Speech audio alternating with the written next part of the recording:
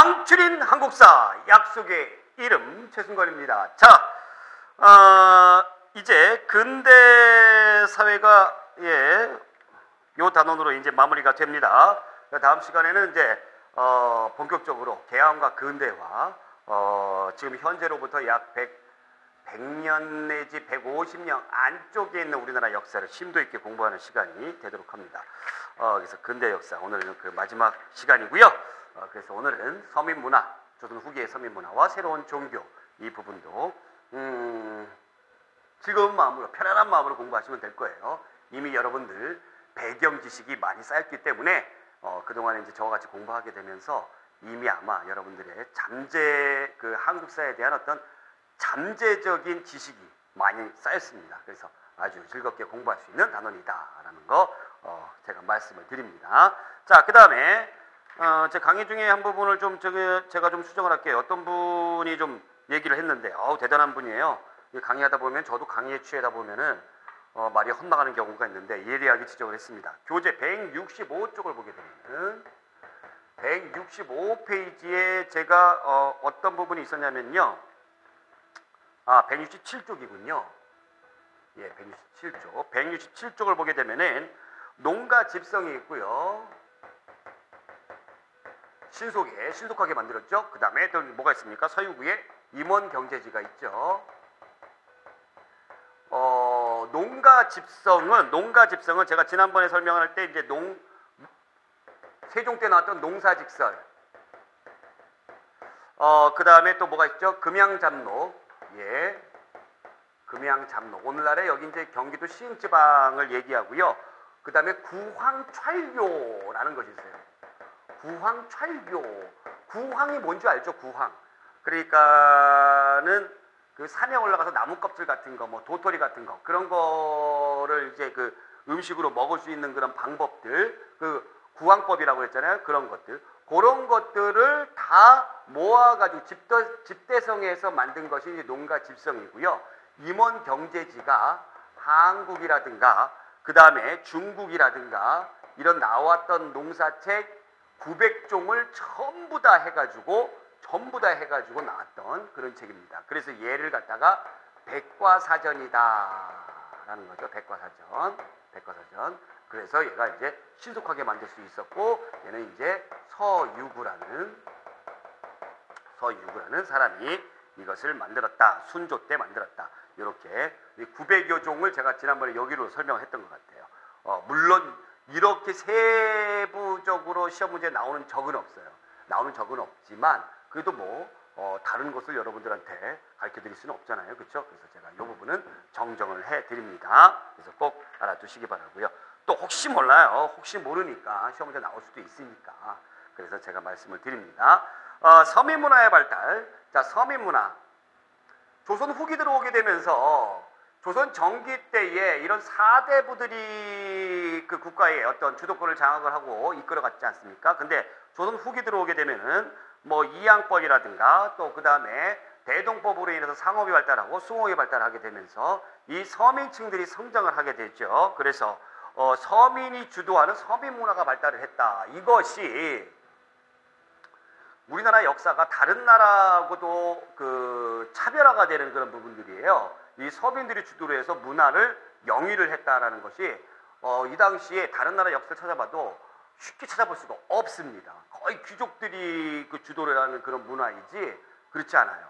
그러면 서민 문화의 발달이 왜 됐느냐? 일단 서민들이 위상이 높아졌다라는 것이고요. 그 다음에 교육입니다. 이 교육이 굉장히 중요해요. 예. 뭐 지금도 그렇고 뭐 옛날도 그렇고 이 교육이 곧 국가의 경쟁력이죠. 예. 엄청나죠.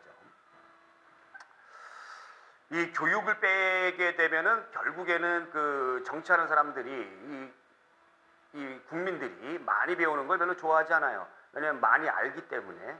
그래서 자기네들이 마음껏 하고 싶은 대로 교육을 정치를 할 수가 없거든요. 그래서 예나 지금이나 정치하는 사람들은 좀 이렇게 약간 우미나를 좋아하는 경우가 있어요. 우미나가 뭐죠? 이 백성들을 바보로 만든다 이런 걸 좋아하는 경향이 있는데 그 국가가 좀 더 발전하고 더 성장하고 가기 위해서는 교육이 굉장히 중요합니다. 우미나로 갈 경우에 당시 집권층은 좋을 수 있으나 결국에 나중에 가서는 국력이 떨어지기 때문에 그 나라가 결국에 쇠퇴하게 되는 그런 어떤 경향들을 볼 수가 있어요. 지금 이제 중국에 엄청나게 많은 소수 민족들이 있는데, 예? 민족들이 있잖아요. 민족들 가운데서 뭐 거란족이라든가 여진족들 같은 경우에는 흔적을 찾아볼 수가 없죠. 왜 그러냐면 그 단편적인 요인이 교육에 있습니다.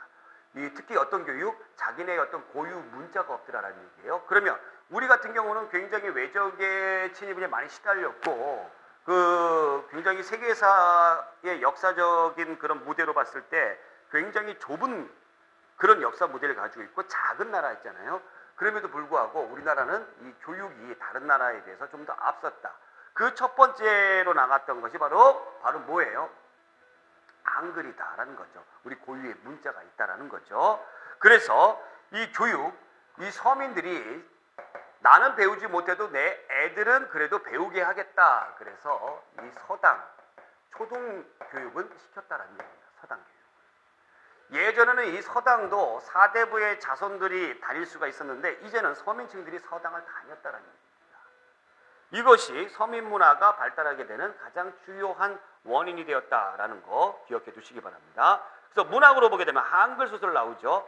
이 한글 소설에는 서민들의 어떤 소망, 또 그다음에 당시 양반 사회를 비판하는 그런 내용들이 담겨져 있어요. 대표적인 것이 홍길동전이죠. 홍길동전이죠. 이 홍길동전에서 뭐를 비판하는 겁니까? 허균의 홍길동전에서 신분제를 비판하는 거죠. 신분제. 그렇죠. 비판하는 거죠. 그 다음에 역시 춘향전이 있어요. 춘향전. 춘향전도 역시 신분제를 비판하는 내용이 들어가 있고요. 그 다음에 양반 사회의 모순된 점들이 여기에도 등장하게 되는 거죠. 그죠? 이런 것들이 전부 다 한글 소설이다라는 겁니다. 홍길동전에 허균의 홍길동전에 나와 있는 내용을 볼게요. 소신은 본래 천한 노비의 몸으로 태어났으므로 아비를 아비라 부르지 못하고 형을 형이라 부르지 못하니 평생의 한이 되었기에 집을 버리고 도적의 무리에 참여했으나 백성은 조금도 해치지 않고 각 고을의 수령이 백성의 고유를 짜내어 빼돌린 재물만을 갈취했지만 점점점 나와 있습니다. 아비를 아비라 부르지 못하고 형을 형이라 부르지 못해. 그것에 대해서 홍길동이 아버지한테 홍대감한테 따졌죠. 그러니까 홍대감이 뭐라고 그래요? 그래, 호형을 어떻게 한다? 허하노라. 그럼 너 나한테 아버지라 불러라. 이렇게 하고 휙 가버렸죠. 이제 허균의 홍길동전.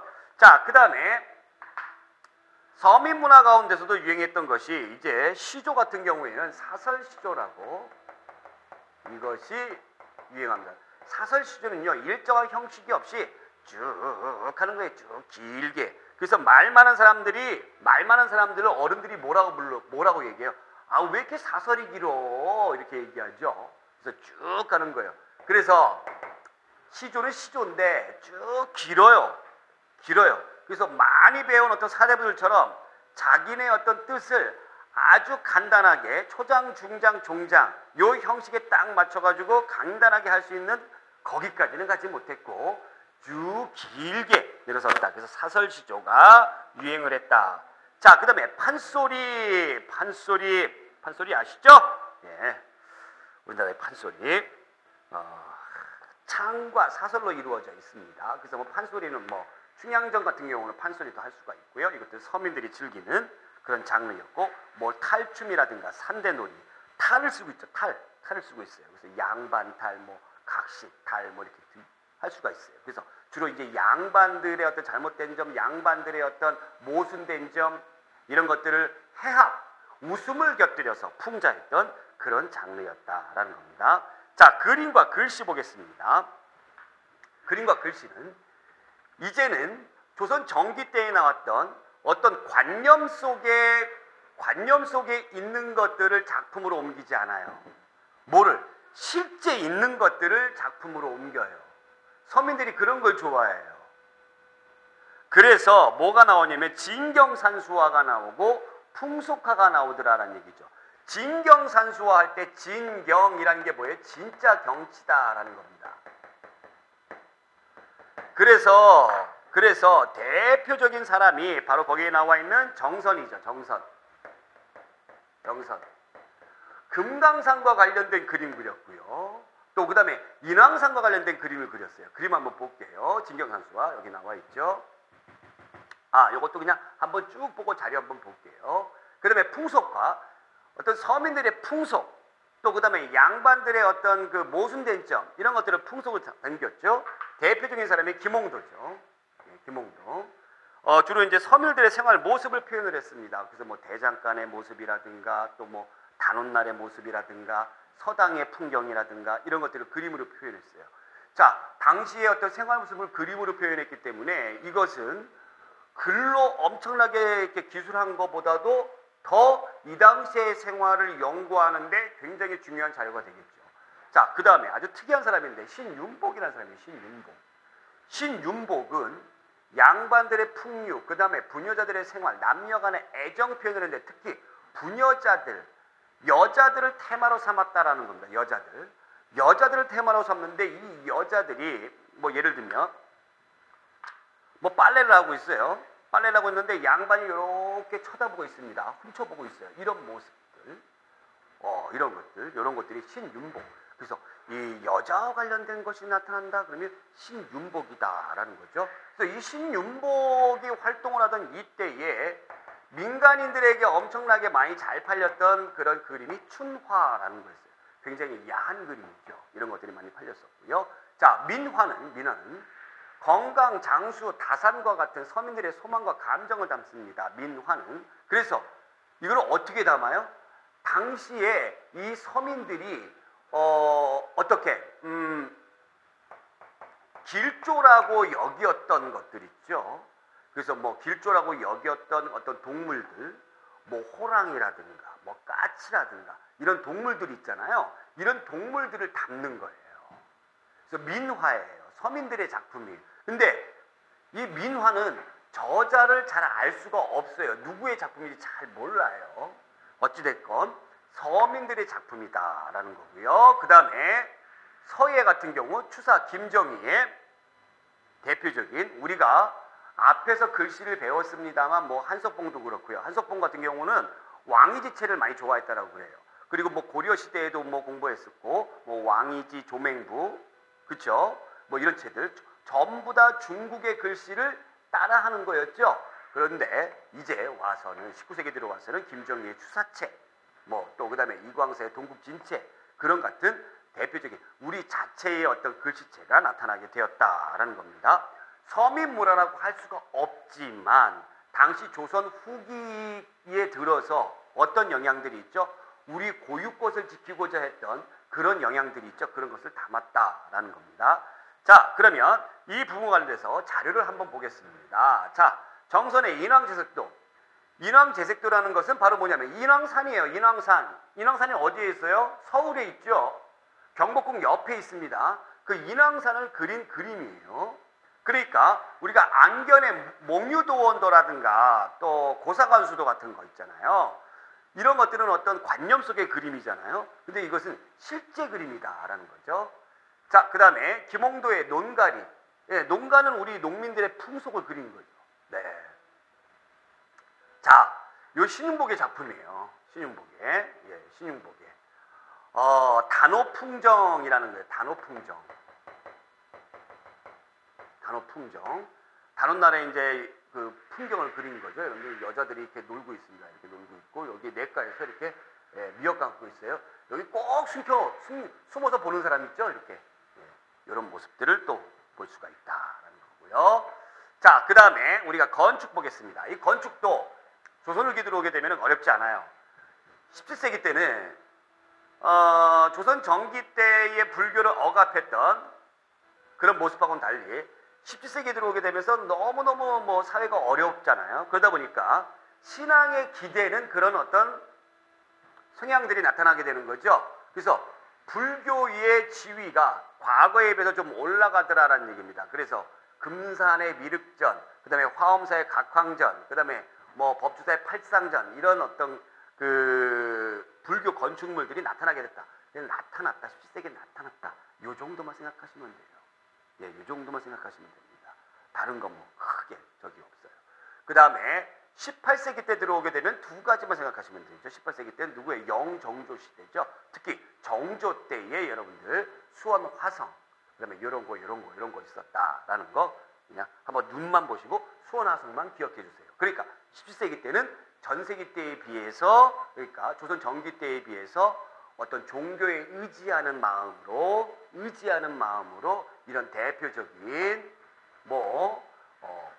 불교 건축물이 나타났고, 18세기 때는 영정조, 특히 정조, 그래서 뭐가 나타났다? 네, 수원 화성이다. 그럼 된 겁니다. 자, 여러분들 가보셨죠? 충북 보은에 법주사에 있는 팔상전입니다. 팔상전. 저도 실제로 가서 보면은 굉장히 위험이 있어요. 네, 위험이 있어요. 마치 타워 같기도 하고, 네, 팔상전. 자, 여러분들 많이 보셨던 수원 화성이죠. 예, 유네스코 문화유산이죠. 수원 화성. 공격과 동시에 방어를 할 수 있는 그런 건축물입니다. 자, 그 다음에 도자기 보겠습니다.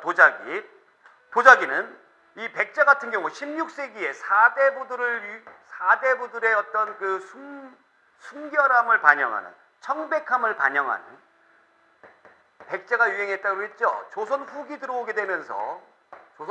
사회에 들어오게 되면서 이 백자는 서민들도 널리 이용하게 됐어요.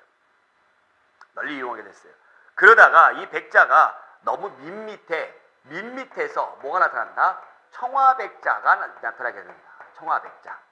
조선 후기 때의 대표적인 겁니다. 청화백자. 배중문호인데 배중문호가 아니라 매중문호예요. 매중문호예요. 매라는 건 뭐예요? 매화죠. 여기 매화가 있죠. 매화. 그 다음에 죽은 뭐예요? 대나무. 이 매화와 대나무, 즉 백자에다가 청색으로 이렇게 그림을 그린 거예요. 이것이 청화백자예요. 그러니까 이 청화백자의 원래 태생은 뭐라고요? 백자입니다. 백자. 밋밋하니까, 그냥 백자만 두면 밋밋하니까 여기다가 그림을 그렸다라는 거 이렇게 생각해 주시면 되겠습니다. 어렵지 않죠? 자, 그러면 우리가 뭘 봐야 돼요? 새로운 종교의 유행 보겠습니다. 네, 새로운 종교의 유행을 보게 되면은 171쪽에 특히 조선 후기 들어오게 되면서 여러 가지 이제 그 사회가 너무 양극화가 되고 힘들어지게 되죠. 더욱이 언제 19세기 전반기 때는 뭐가 판을 쳤습니까? 세도 정치가 판을 쳤다라고 했죠. 조선 시대에서 가장 썩은 사회가 바로 세도 정치 기간이라고 제가 말씀드렸죠. 그러다 보니까 이 백성들이 뭐에 의지하려고 하는 종교라든가 또 그 다음에 막연한 뭐에 대한 어떤 희망, 이런 것들이 생겨났어요. 자, 그러다 보니까는 예언 사상이 유행을 하게 됩니다. 예언 사상. 대표적으로 뭐가 있냐면 정감록이 있어요. 이 정감록은 뭐냐면 한양을 기반으로 한 이씨왕조, 이런 것들이 쇠퇴하게 되고, 그러니까 풍수지리설도 여기에 들어가 있는 겁니다. 쇠퇴하게 되고 계룡산을 중심으로 한 정도령이 세상에 와서 이 정도령이 세상을 다시 만들 것이다. 그러면 굉장히 이 세상이 좋아질 것이다 라는 것이 바로 정감록이에요. 이걸 비기라고도 하고 비기도참설 합해서 이렇게 얘기가 돼요. 아주 비밀스러운 예언, 이게 비기도참이에요. 이런 것들이 번져나가기 시작을 합니다.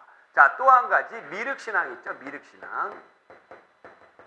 자, 미륵신앙은 세상이 어지러울 때 세상을 구원해 주러 오는 부처를 미륵불이라고 한다고 그랬죠. 그래서 여러분들 내가 살아있는 미륵불이다 해가지고 늘 등장하는 게 어떤 왕조의 마지막에 늘 미륵불들이 나와서 판을 치고 그랬어요. 여러분들이 제일 잘 아시는 미륵불은 누구예요? 궁예죠. 궁예. 미륵신앙. 이런 또 예언, 그 다음에 무속신앙 중에서 굿을 유행해요. 굿. 무당의 굿이 있죠.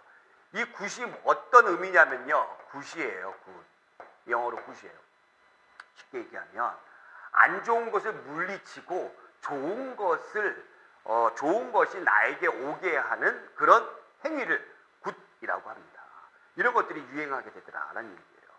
교재에도 나와 있지만 고창 선운사에 여기 나와 있죠. 동불암지 마의 열의 좌상 이렇게 나와 있는데 백성들 사이에 마예불의 명치 부분에 있는 마예불이라는 거는 이 뭐라고 그랬어요 제가 우리가 백제할 때도 마예불 있었잖아요. 백제 미소 마에라는 게 뭐예요? 이 절벽 같은 그 바위죠. 바위. 예.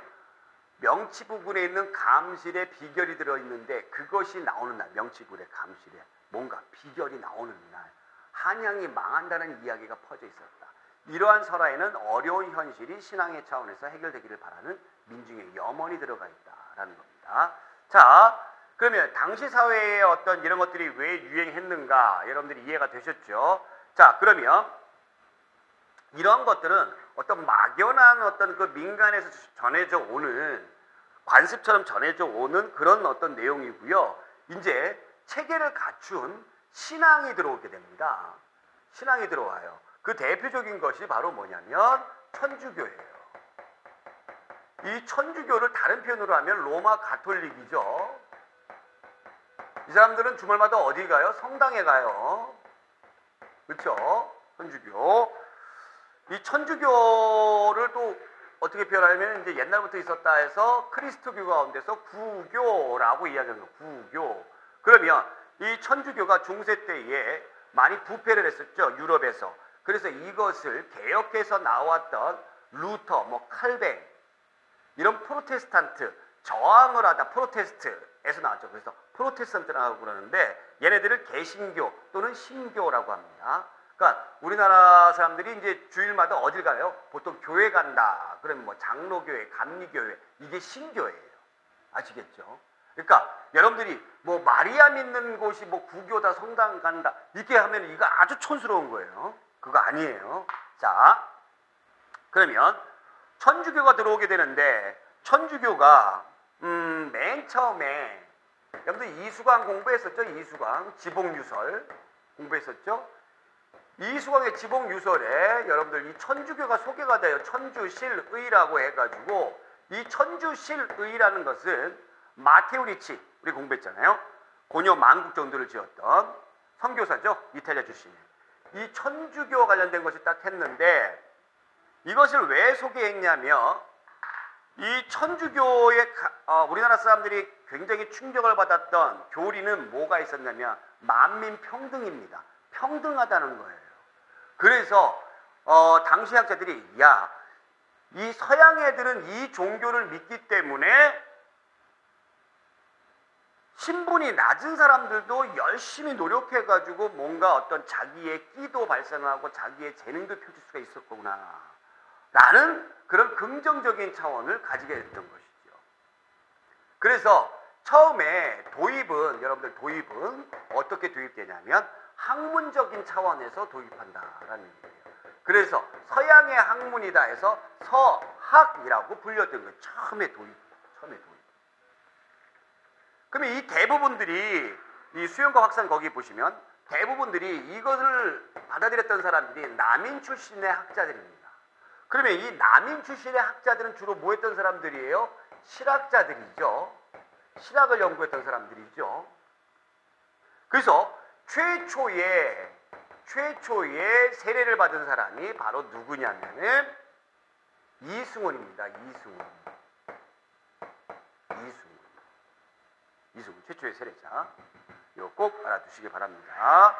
그런데 이렇게 가다가 나중에 신앙적인 차원에서 받아들였다. 즉 우리나라 천주교가 외국에서 천주교가 전파되는 과정 중에서 유일하게 다른 점이 바로 이 부분이에요.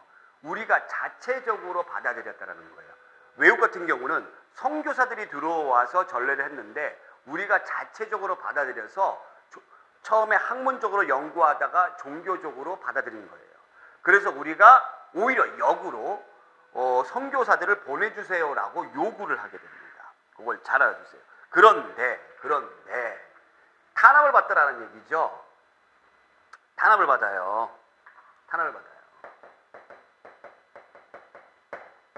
이걸 박해라고 그러죠. 박해라고 그러는데 잘 이 박해에 관련돼 가지고 잘 나오지는 않지만 여러분들이 어쩌다가 이 시험 문제에 나오는 것을 제가 봤어요. 그럴 때는 우리는 알아야 돼요. 탄압받으니까 얼마나 힘들어요. 헤어 기오인 이렇게 외우세요. 헤어 기오인 이렇게 외우세요. 헤어 기오인 잘 안 외워지죠? 그냥 외우세요. 자, 3번만 하겠습니다. 헤어 기오인 헤어 기어인 억지 같지만 그래도 응? 자, 헤어 기어인 자 뭐냐면 1번 해 신해박해 5 해 해유가 아니라 해유 어쩐지 해유 신 네, 해유 신유박해 3번 기해박해 5죠 병오박해 5번 병임박해입니다. 박해. 그러니까 병자가 2개 들어가고 신자가 2개 들어가서 해의기어인. 신해박해는 언제 있었냐면 정조 때 있었습니다. 정조는 신학자들 좋아했죠. 신학자들의 상당수가 누구라고 그랬어요? 이 천주교 신자들이라고 그랬죠. 이때 윤지충이라는 사람이 어머님 제사를 하는 데 있어서 그 우리가 뭘 붙이잖아요. 이게 뭐라 그래요? 이제 지방이라고 그러고 그 죽은 사람의 위패 그거 있잖아요. 그걸 하지 않습니다. 제사를 거부해요. 이것이 이제 번져나가 가지고 윤지충과 관련된 그 사람들 몇이 죽어요. 예. 당시에 유교 질서를 어떻게 한다? 네, 부정한다 해가지고 죽습니다. 이것이 신의 박해예요. 그러니까 대대적인 박해는 아니다라는 얘기입니다. 네. 이때 여기에 모여가지고 회합을 했던 중인의 집이 있었거든요. 그 중인의 집 그 자리가 지금 현재의 명동 성당이다라는 얘기도 있고요. 자, 그 다음에 신유박해는 순조 때 순조가 즉위하자마자 이렇게 있는 겁니다. 순조 때에 누구를 몰아내기 위해서 노론 벽파들이 이 남인들을 몰아내기 위해서 박해를 했던 거예요. 그래서 정약용 같은 경우 유배 가고 정야정 같은 경우도 유배 갔다가 이제 죽음을 당하고 이렇게 했던 것이죠. 그러니까 종교적인 차원에서 받아들였다, 종교적인 차원에서 어떤 박해를 했다라고 보시면 안 되겠죠. 정치적인 차원이죠. 천주교라는 것은 뭐예요? 하나의 명분이었죠. 자, 그 다음에 기해박해가 있습니다. 순조 다음의 임금이 누구예요? 순조 다음의 임금이 헌종이죠? 네, 헌종이에요. 이 헌종 때 있었는데 헌종 때에 누가 집권을 하죠? 풍양조씨가 집권을 합니다. 풍양조씨가 원래 있었던 누구? 안동 김씨 세력을 몰아내기 위해서 박해를 했던 것이 바로 기해박해입니다. 그러면 당시 안동 김씨들이 남인들을 몰아내기 위해서 신유박해했는데 왜 그럼 이게 무슨 말이냐? 잘 이해가 안 되시죠? 안동 김씨 가문의 부녀자들이 천주교를 믿었어요. 그래서 나중에 가면은 안동 김씨들이 지들이 신유박해 이렇게 놓고서 어떻게 했습니까? 예, 뭐 그 이후에 박해 일어난 이후에 좀 관대한 모습을 보였어요. 그래서 그것을 핑계 삼아서 명분 삼아서 안동 김씨 세력을 축출하기 위해서 풍양조씨가 일으킨 것이 바로 기해박해다라는 거 기억해 두시고요. 자, 그 다음에 병오박해는 이분을 기억해 두세요. 우리나라 최초의 신부가 있습니다. 성직자. 우리나라 최초의 성직자 누구? 김대건 신부. 김대건 신부가 우리나라에 들어와서 활약을 하다가 잡힙니다. 근데 이 사람이 사실 이제 그 신부가 되기 위해서는 한 보통 7년 정도를 공부를 해야 되거든요. 그러니까 특히 그 공부하는 과정에서 뭐 라틴어라든가 이런 그 서양에서 사용하는 그런 말들, 또 중국 마카오에서 공부를 했기 때문에 중국어에도 능하고, 그래서 김대건 신부를 이용을 해가지고 당시 조선 정부가 뭔가 외교 활동을 하는 데에 좀 써먹으려고 했었어요. 근데 거부를 하죠. 그래서 이 사람을 세남터라는 곳에서, 즉 용산 밑에 그 한강에 있는 그 모래사장이 있는데 거기에서 처형을 하죠. 이게 병오박해고, 병임박해는 흥선대원군 할 때에 공부를 합니다. 흥선대원군 할 때 공부를 하는데 1866년도 흥선대원군이 박해했던 거고요. 이 박해가 여태의 박해 중에서 제일 큰 박해예요. 천주교 씨를 말리고자 했던 것이 바로 병인 박해예요. 원래는 프랑스 함대를 이용해서 밑으로 내려오려고 하는 러시아를 막기 위해서 당시에 우리나라에서 활동을 했던 프랑스 선교사들에게 그러한 러브콜을 합니다. 중국에 있는 프랑스 함대를 이용해 가지고 러시아를 좀 막기 위해서. 근데 이것을 프랑스 함대 거절을 하죠. 그리고 또 한 가지, 흥선대원군이 여러 가지 개혁 정책을 해요. 백성들을 위한 개혁 정책도 하고 여러 가지 개혁 정책을 해요. 그러다 보니까 당시에 기득권 세력이었던 노론들, 또 안동 김씨, 얘네들이 흥선대원군을 미워합니다. 그래서 탄핵을 해요. 탄핵을 하는 가장 중요한 원인 중에 하나가 흥선대원군, 너 왜 천주교에 대해서 관대하니? 했던 거예요. 그래서 자기의 어떤 정치적 위기, 또 프랑스로부터의 어떤 거절, 이것 때문에 대대적인 박해를 했던 것이죠. 그래서 이 박해 현장이 대표적인 데가 어디냐면은 양화대교 있는데 있죠. 양화대교, 뭐 노래도 많은데 양화대교 있는데 절두산이라고 이 뭐가 있냐면 그 바위가 있어요. 절벽이 있어요. 거기가 이제 성지가 돼가지고 지금은 성당이 있는데 여기 바위에서 이렇게 떨어뜨려 죽였던 것이죠. 이것이 대표적인 병인 박해입니다. 이 병인 박해가 원인이 돼가지고 병인 양요, 프랑스 함대가 우리나라를 쳐들어오게 되는 거예요. 자, 어찌됐든 해외 기요인 이걸 기억해 두시고, 시험 문제에 가장 많이 잘 나오는 건 최초의 박해인 신해 박해가 제일 많이 나오고요. 그 다음이 신유 박해예요. 신유 박해는 왜 나오냐면 난민들이 축축됐다.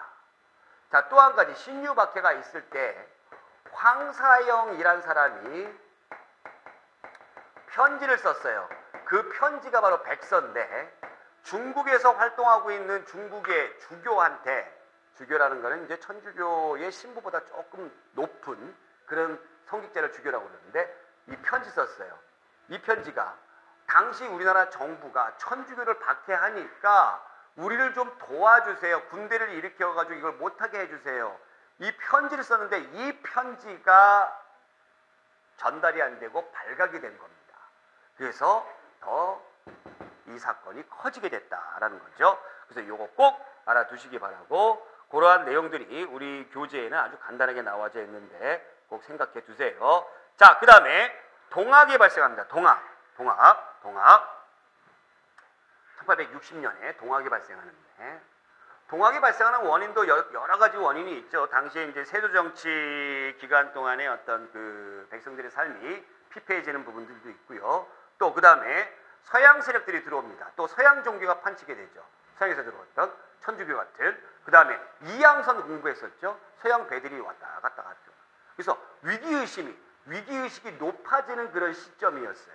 자, 그래서 동학이라고 이름을 붙여줬는데 이게 누가 했냐면 최재우라는 사람이 이 경주 지방의 몰락한 양반입니다. 최재우도 역시 몰락한 양반이 경주 지방이.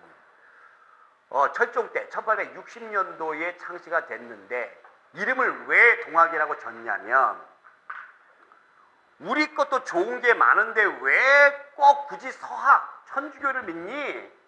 우리 거 좋은 거 많잖아. 동양 거 좋은 거 많잖아. 그래서 동양에서 나온 거 뭐 유교, 그 다음에 불교, 그 다음에 도교, 그 다음에 우리의 어떤 전통, 이것까지 다 좋은 거는 짬뽕해가지고 동학이라는 것을 나타나게 된 거예요.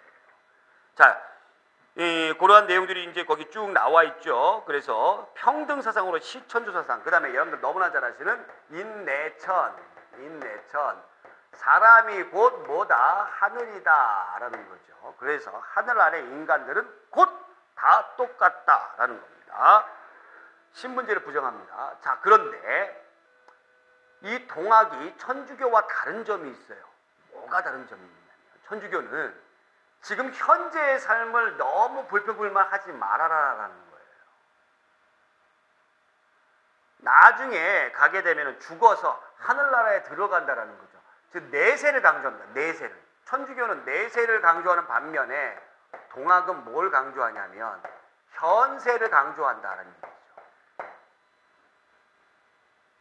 아니 뭐 죽은 건 죽은 거고 현재에 우리가 지금 못 살고 있는데 현재 그러면 우리가 이 못 사는 어떤 원인을 우리가 알고서 이거 고치면은 잘 살 수 있지 않겠느냐. 그래서 동학의 백성들이 이 동학을 엄청나게 좋아했던 것은 바로 이 현세 강조였다. 그래서 현세 구복이에요. 현세 구복. 현재 세상에서 복을 구한다라는 거예요. 그럼 어떻게 구하느냐? 보국안민이다라는 얘기죠. 보국안민. 보국안민. 국가를 보호하고 백성들을 편안하게 한다는 얘기예요. 국가를 뭐로부터 보호해요? 외세로부터 보호하고 백성들을 편안하게 한다. 나쁜 정치로부터 편안하게 한다. 그러다 보면은 나중에 후천 개벽 하늘이 열릴 것이다. 하늘이 열려서 정말 행복한 세상이 올 것이다 라고 주장을 했습니다. 자, 그러다 보니까 천주교는 어떤 사람들이 주로 좋아했냐면 신분에서 하층 사람들, 뭐 노비라든가 뭐 여자라든가 어린이라든가 노인이라든가 이런 사람들이 좋아했어요. 그런데 이 동학은 실제로 삶을 살아가는 그런 경제 활동을 하는 사람들 중에 신분이 높지 않는 사람들이 좋아했던 거예요. 그럼 당시 조선 사회에 가장 그래도 많은 산업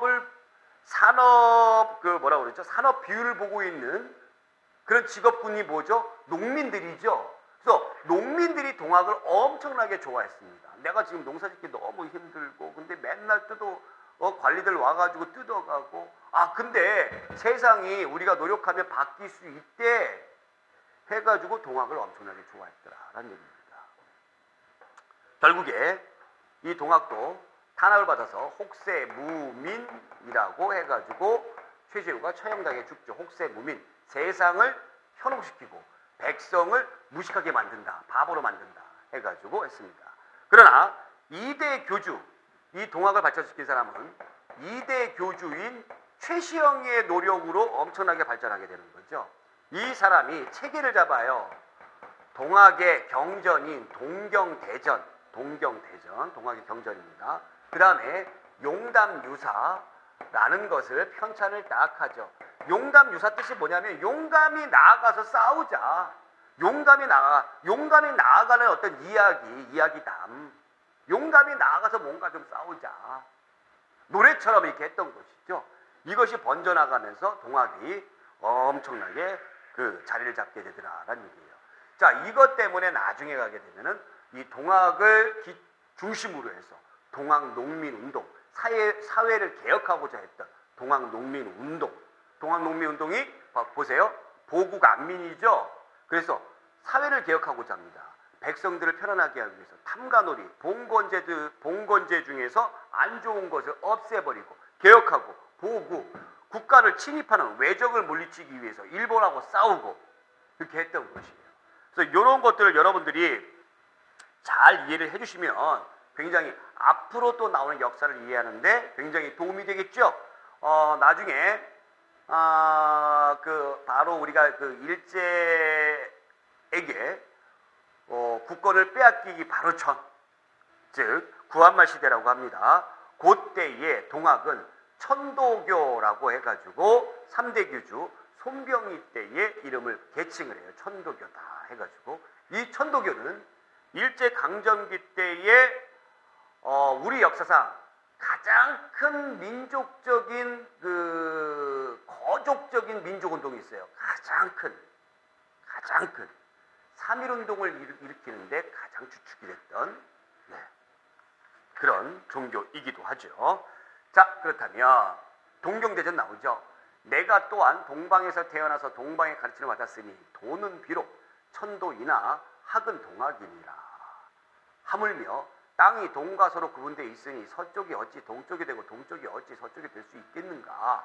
우리 도는 이 땅에서 받았으니 이 땅에서 먼저 펴나가면 자연히 온 세계로 퍼져나갈 것이니 어찌 이것을 서학의 이름으로 말할 수 있겠는가 라고 했습니다.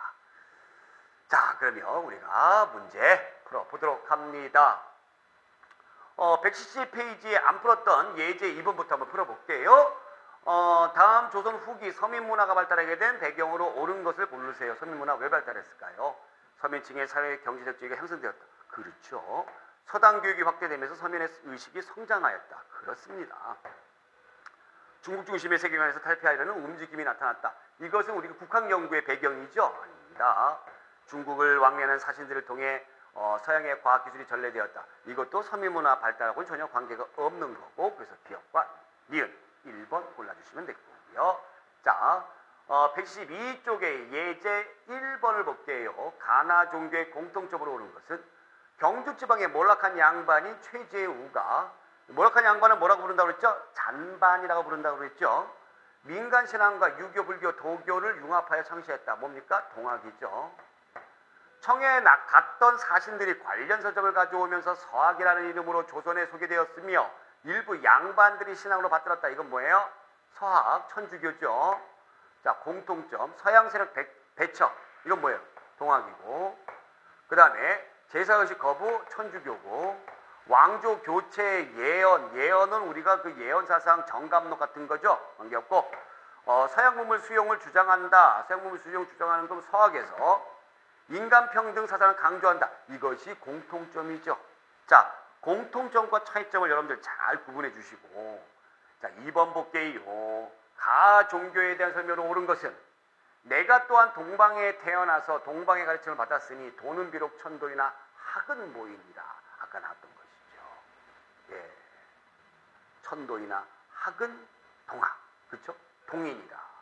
하물며 땅이 동과 서로 구분되어 있으니 서쪽이 어찌 동쪽이 되고 동쪽이 어찌 서쪽이 될 수 있겠는가. 우리 도는 이 땅에서 받았으니 이 땅에서 먼저 펴나가면 자연히 온 세계로 펴져나갈 것이니 어찌 이것을 서학의 이론으로 말할 수 있겠는가. 동경대전, 동학이죠. 옳은 것, 말세에 들어야 왕조 교체를 예언하였다. 정감록 같은 비기 도참설. 순조가 즉위한 직후 크게 탄압을 받았다. 이거 천주교죠. 미륵이 나타나 세상을 구원해 줄 것이다. 미륵신앙. 모든 사람이 평등하다는 인내천 주장한다. 인내천. 네, 맞는 얘기고, 중국에 다녀온 사신들에 의해 학문으로 수용되었다. 천주교. 이거 아니고요. 그래서 정답은 몇 번? 4번이 정답이 되겠습니다. 자, 이렇게 해서 우리가 근대 사회가 마무리가 딱 돼버렸어요. 역사의 시점으로는 1963년까지 우리가 역사가 1900이 아니라 1863년까지 역사가 끝났습니다. 다음 시간에 우리가 개항과 근대화, 개항을 하게 되면서 근대화의 눈물겨운 우리나라의 격동의 시기, 그 시기로 들어가 보도록 하겠습니다. 오늘 여기까지. 고맙습니다.